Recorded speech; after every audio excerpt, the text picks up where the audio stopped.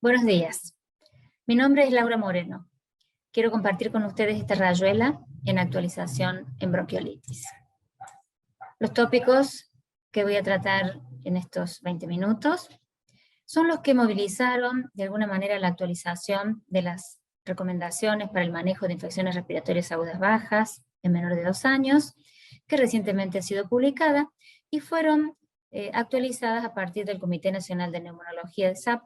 junto con el Comité de Infectología, Medicina Interna y Pediatría Ambulatoria. Los tópicos principales que voy a tratar acá son los que nos han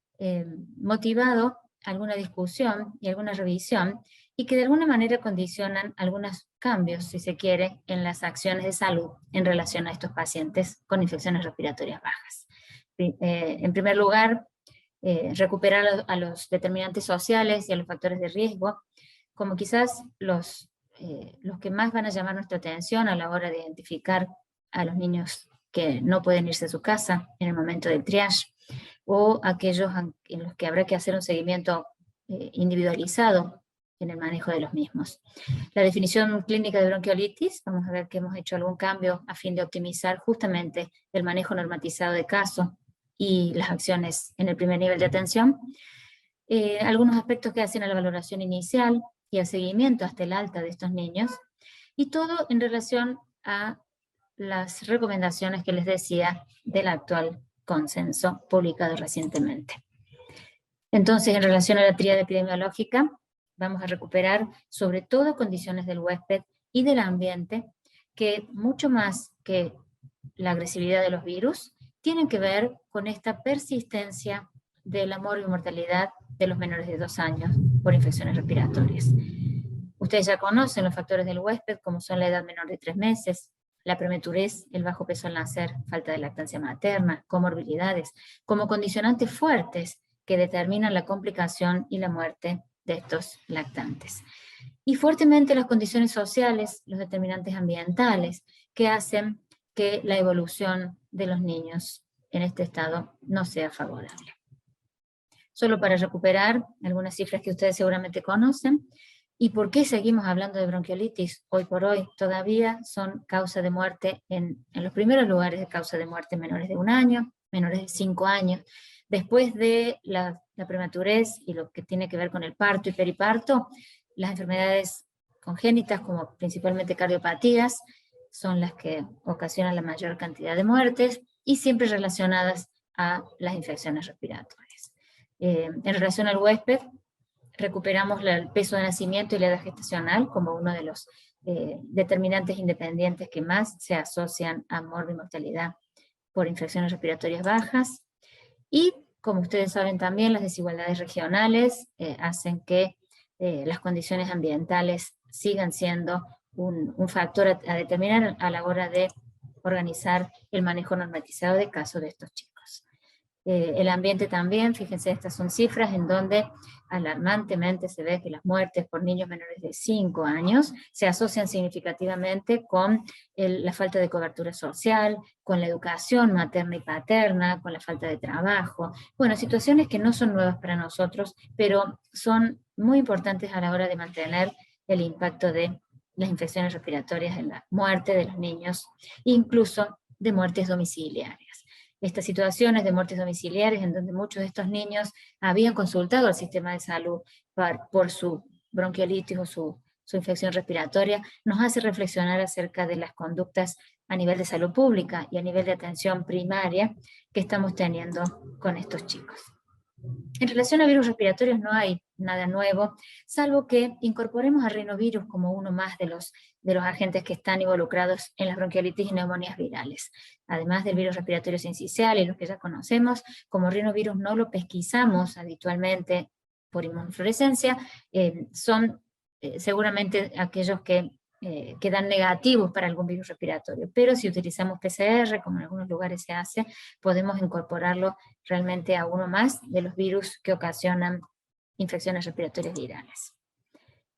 Bueno, y en relación a las definiciones, definición de caso, definición operativa, definición clínica, hablamos de una infección respiratoria aguda baja, que es obstructiva, y que, por definición de caso, en el consenso anterior, incluso en las guías del Ministerio de Salud hasta el 2019, lo llamábamos como bronquiolitis en el menor de 2 años, a todo menor de 2 años con un primer o segundo episodio de sibilancias y asociada a infección viral con síntomas de obstrucción. Recuerden que en esta definición la idea es poder hacer un manejo normatizado de casos y de alguna manera evaluar la respuesta terapéutica al broncodilatador porque entraban al sistema de triage a partir de la dificultad respiratoria y de las sibilancias.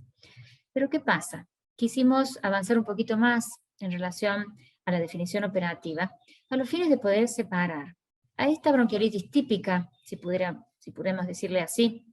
que es producida por un virus respiratorio sincicial o alguno de los otros virus, pero en un primer episodio de cuadro de infección respiratoria, quizás al tercer y quinto mes es la máxima expresión de la bronquiolitis típica, en donde ya conocemos la fisiopatogenia, la evolución clínica, y que en este caso las únicas medidas terapéuticas son las medidas de sostén, el oxígeno y evitar las complicaciones. Pero tendríamos que identificar también en esta definición de casos de menor de 2 años aquel episodio de sibilancias en un primer o segundo episodio en el menor de 2 años, y que probablemente el que esté más asociado con rinovirus y en los pacientes un poquito más grandes, que en realidad se trata de cuadros de sibilancias inducidas por virus, de manera que hay acá más componente inflamatorio, quizás eosinofílico, o con un perfil de biomarcadores más de TH2, en donde la respuesta de los bronquios de vía aérea pequeña pueden ser más respondedores, en este caso a los salbutámoles. Y por lo que se han visto en algunas cohortes, estaría más asociado a la respuesta al beta-2, a las sibilancias recurrentes, y por qué no, al asma en edades posteriores. De manera que, al hacer un cambio de primer y segundo episodio de sibilancias, a nombrarlo como primer episodio de ira baja, con rales, o algunas sibilancias también, tratamos de diferenciar a este paciente que seguramente va a ser mejor respondedor al salbutamol y quizás tenga una mejor evolución y una menos severidad que este otro de primer episodio. Si vemos las comparaciones con las otras guías internacionales, es cierto que las definiciones de caso cambian de alguna manera en función, como les dije, de esta posibilidad de hacer un algoritmo de diagnóstico, un flujograma terapéutico. Veamos cómo Australia, Canadá, Escocia, España, incluso el Reino Unido, Estados Unidos, perdón, la Academia Americana de Pediatría, habla de un primer y segundo episodio de sibilancias en el menor de 24 meses, que es la definición que nosotros teníamos. Pero fíjense que Italia, Finlandia y otros hablan de un primer episodio de rales en ira baja, no las sibilancias, sino rales húmedos de bronquiolos inflamados, digamos, y en el menor de 12 meses, perdón. De manera que cambiando esto de primer y segundo episodio a solo un primer episodio e involucrar que no todos tienen sibilancia, quizás podemos estar más cerca de ayudarlos mejor a estos lactantes cuando vienen al primer nivel de atención a ser evaluados. Por lo tanto, en nuestro consenso, la definición de caso cambia un poquito con esta intención, y va a ser la bronquiolitis, el primer episodio de ira baja, en el menor de 24 meses, de etiología posiblemente viral, que tiene obstrucción de las vías aéreas inferiores y que presenta tos, rales y que puede o no tener sibilancias. En definitiva, en relación ya a bronquiolitis con esa definición de caso, vemos que la definición es clínica, por lo que acabamos de decir. La valoración podemos hacerla clínicamente también, sostenemos el score de TAL como una herramienta muy práctica instalada ya en nuestro medio para evaluar severidad, la oximetría como un elemento complementario, pero muy útil a la hora de tomar decisiones, utilizada de la manera correcta, y sobre todo lo que uno busca es evaluar la gravedad y pesquisar de alguna manera hipoxemia, ¿no? Hipoxemia y el estado de hidratación. Esos serían los dos signos guiones que estamos buscando en la evaluación inicial de un paciente con bronquiolitis. Incorporamos también esto de que la alimentación, rechazo de la alimentación, o si se ingiere menos del 50% de la alimentación habitual, es un predictor muy precoz y sensible de hipoxemia. Por lo tanto, la observación de la alimentación debe ser uno más de los elementos para valorar al a la valoración inicial del paciente con bronquiolitis.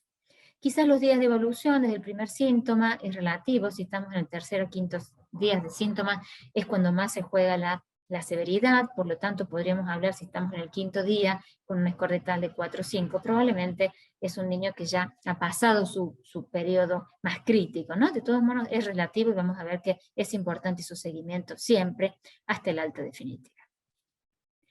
Recuperar, como decíamos, los factores de riesgo, los socioambientales y los biológicos. La edad menor de 3 meses y las comorbilidades que ustedes ya conocen, que hemos descrito siempre, pero como recuperando la vigencia y la importancia de detectarlos para incluso tomar las decisiones en el momento del flujograma de decisión.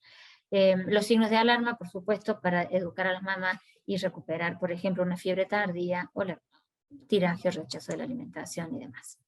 Bueno, si comparamos también entonces otras guías internacionales en función del diagnóstico, la radiografía de tórax no está indicada para el diagnóstico es clínico, y la oximetría de pulso de manera intermitente. No está recomendada en ninguna guía hacer oximetría continua para evaluar el seguimiento de los pacientes. Si hay hipoxemia, la saturometría contribuye para su seguimiento.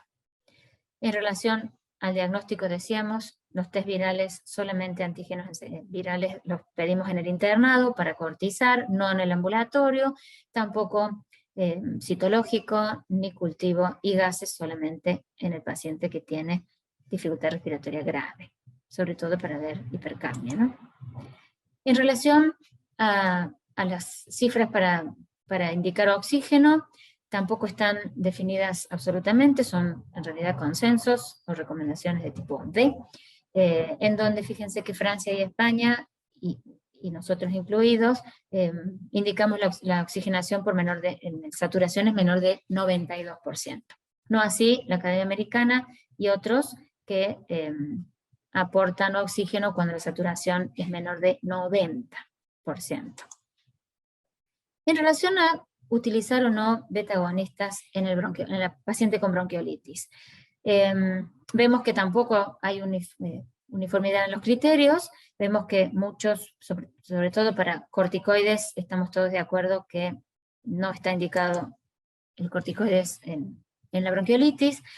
epinefrina tampoco, salvo Canadá, pero el ensayo terapéutico en las bronquiolitis, Italia y Francia proponen hacer una prueba terapéutica, no se define cómo, si es 2 o 3, o en una serie, o en la primera hora, o en la segunda, cada uno arbitrará los medios para ver si responde o no, pero todos acordamos en que el que no responde a la prueba terapéutica debe suspenderse el salbutamol u otros adrenérgicos en todos los casos, priorizando la hipoxemia y el oxígeno como los principales signos para tener en cuenta en el manejo de estos pacientes. En relación a la evolución de un cuadro, si podemos hablar típico de bronquiolitis, entonces recordar que de 3 a 5 días al sexto día es el mayor, el momento de seguimiento por la posibilidad de complicaciones graves, y la importancia de en el seguimiento también hacer una valoración por posibilidades de sobreinfecciones bacterianas, otitis, neumonías recurrentes, neumonías agregadas y demás, o que hubiera otro virus agregado. Por lo tanto, no es una buena práctica al séptimo día darlo de alta si sigue con síntomas, sino el alta médica se daría cuando realmente ha vuelto el lactante a su estabilidad basal. Finalmente, entonces, resumiendo, las recomendaciones de la actualización del consenso en 2021, sobre todo tienen que ver con esto, la importancia de los factores de riesgo, decíamos, biológicos y socioambientales, tanto en la visita inicial como en el seguimiento. Para el algoritmo de decisiones debemos ver si es un paciente con riesgo o sin riesgo o mediano riesgo, y en función de eso organizar un seguimiento, incluso si hace falta domiciliario, para lograr la seguridad y evitar muertes domiciliarias por estas causas. En relación a la prueba terapéutica con broncodilatadores, se debe utilizar en el marco de una prueba, como decíamos, y por supuesto no es sistemático su utilización, y si no hay respuesta confirmada, la indicación de suspenderla. Profundizar la pesquisa y diagnóstico de hipoxemia siempre en la evaluación inicial, así como todas esas, lo que decíamos, los factores de riesgo aumentado de complicaciones, sean comorbilidades, cardiopatías congénitas, etc. Para terminar entonces, recomendaciones para el primer nivel de atención. El ingreso del paciente al sistema de salud sigue siendo por el primer nivel de atención. Deberíamos estar siempre articulados a la red de derivación que nos va a garantizar el aporte de oxígeno con o sin alto flujo según pautas locales, pero para garantizar a todo lactante que tenga hipoxemia o riesgo de tal, de garantizarle el flujo de oxígeno cuando lo necesite.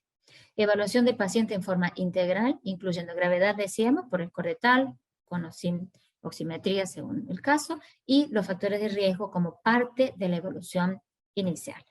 Observación del paciente durante el periodo de tiempo. Esto de la hospitalización abreviado ha dado muy buenos resultados como un programa de IRAP, acotado 1 a 2 horas, pero para confirmar que no tiene hipoxemia, que se alimenta adecuadamente, que sus factores de riesgo están controlados o van a poder ser seguidos en el estado ambulatorio. Por lo tanto, el estado clínico y la respuesta a las medidas adoptadas deben estar observadas detenidamente durante un periodo de observación. Las decisiones sobre el destino, entonces, van a estar en relación a la gravedad del cuadro, a la evolución durante la observación y a los factores de riesgo. En ese caso van a ser manejo ambulatorio, derivación al hospital, según corresponde. Finalmente, difusión y educación a la comunidad sobre las medidas de prevención, sobre el reconocimiento de los signos de alarma y sobre la necesidad de consulta precoz y de controles que vengan a control incluso hasta el alta, con la posibilidad de hacer oximetrías, hacer valoración clínica, verificar su seguimiento hasta que el cuadro verdaderamente esté resuelto. Creemos que en estos inviernos, en cada contingencia, el desafío es el mismo, no hay muchas más respuestas desde la terapéutica, más que estar alertas, estar al lado del niño y identificar los signos que pueden llevar a que se empeore y que pueda no llegar a tiempo para recibir el tratamiento adecuado. Bueno, muchísimas gracias.